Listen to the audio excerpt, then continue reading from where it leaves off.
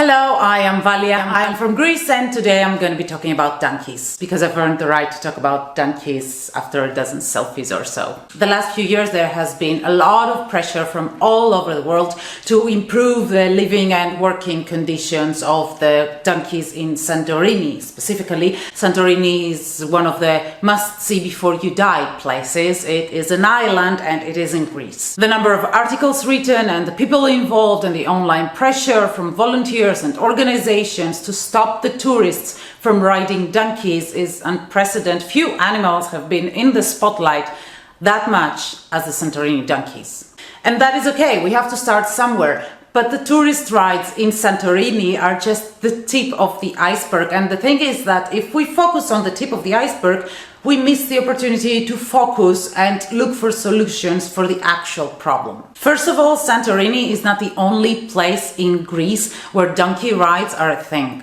It is the most touristic one, however, and it is probably the one where the animals are forced to work under the most difficult conditions. I'll start from the beginning. The donkey is very connected with the Greek culture. It has been plowing our fields and carrying our goods and our artillery for ages. It is the unknown hero of the Second World War and one of the poor Greek family's most valuable assets.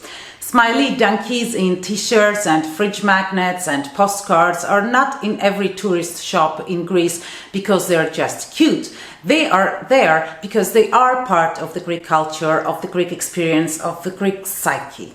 With the world progressing, the donkey population has been diminishing, of course, because it's not that much needed anymore. But there are places in Greece where donkeys and mules are very much needed, and Santorini is one of those places, just like the island of Hydra and many others. The geology of those islands and the way the houses are built makes it impossible to do many things unless you use working equines. The town of Fira in Santorini is clinging onto the cliffs literally. So is Hydra, with cobbled steps and narrow paths that no vehicle has access to. In fact, no vehicle can access the entire island of Hydra, period. Now, it's nice to look at and to visit, and most of those buildings are now hotels, especially in Santorini, but those used to be people's homes, and actually some still are. They were built on the back of donkeys and mules. And they are still being built, renovated, furnished and equipped on the back of donkeys and mules. Equines carry building material, furniture, electric devices, trash, everything that needs to be carried to or from any house, because it is impossible for such heavy things to be carried any other way. The cliff face in Santorini is made up of lanes and paths often less than 1 meter wide, with steps all the way along them, so working equines are not there for the amusement of the lazy fat tourist as it is portrayed in many articles. They have always been there, and back in the day, before tourism and before the new port was built, the only way to even access the town of Fira from the old port was through those 500 cobbled steps on the back of a donkey or a mule. The equines started working in tourism as well when tourism hit Greece like a tsunami years ago, and instead of only carrying locals and their goods, their trash, their building material, etc., they also started carrying tourists as part of the Greek experience. Those animals don't only work in tourism, they definitely don't only work in Santorini. When the tourist season is over and we're not there to bear witness, they continue working, carrying building material and basically doing the work that trucks would do in a place where trucks could have access to.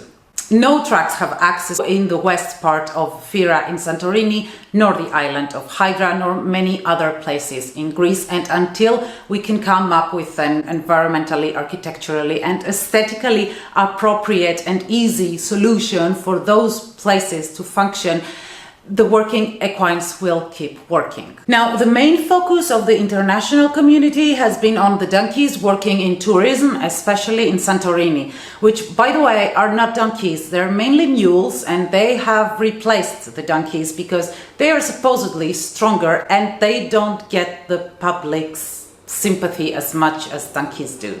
But the tourist rides are not the actual problem, and even if we completely ban tourist rides, we simply won't be seeing the problem anymore, but the problem for the animals will still be there. Muleteers and donkey owners and generally the people in the Greek countryside do not really care for their animals, and that is a fact.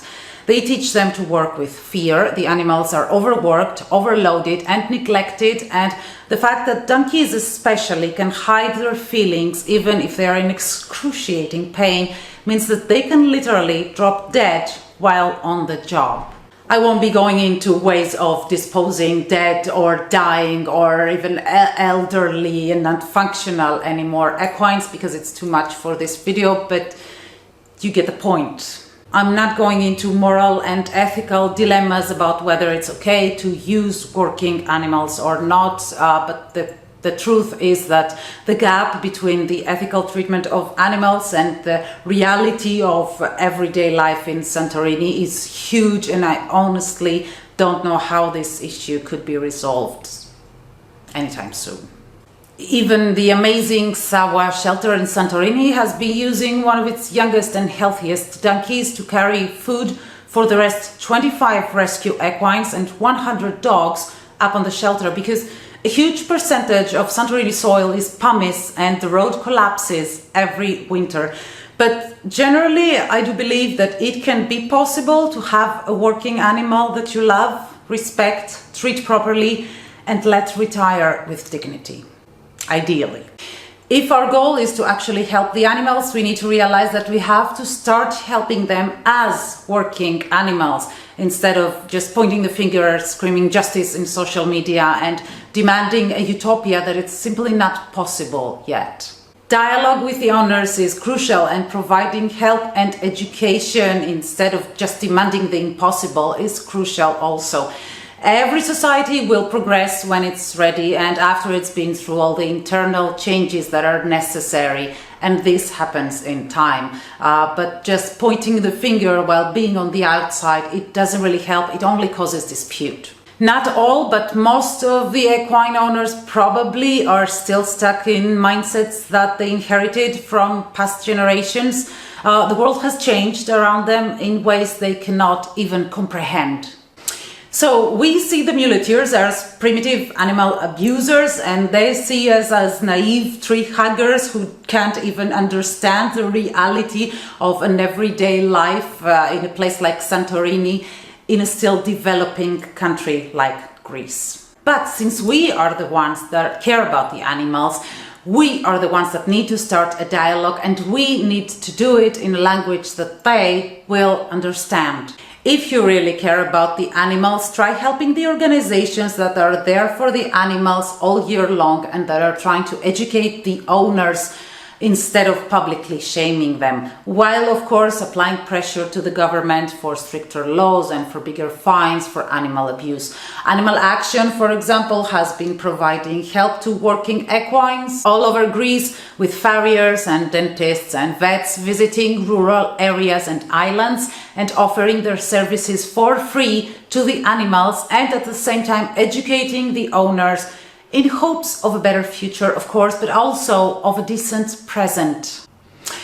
So let's see past the headlines and past the clickbaity titles, and remember that it is not only Santorini, it is not only the islands, it's not the tourism, it's everywhere and always. Maribel, for example, the scarce rescue donkey, is only 18 years old, and she has been so neglected that she is in constant pain. And she came from the outskirts of Athens, that's the capital city of Greece. She never worked in tourism, and it was not an overweight tourist that crippled her. You can find various links in the description box below that might interest you, including an interview with the amazing couple that is running Hydrochora, an impressive donkey haven and educational center that has been trying to reintroduce the donkey to the modern society and educate the public about this amazing animal's history, its character and its needs. Thank you for watching. Hit the subscribe button if you already haven't, and if you wish to support this channel, you can do so through Patreon.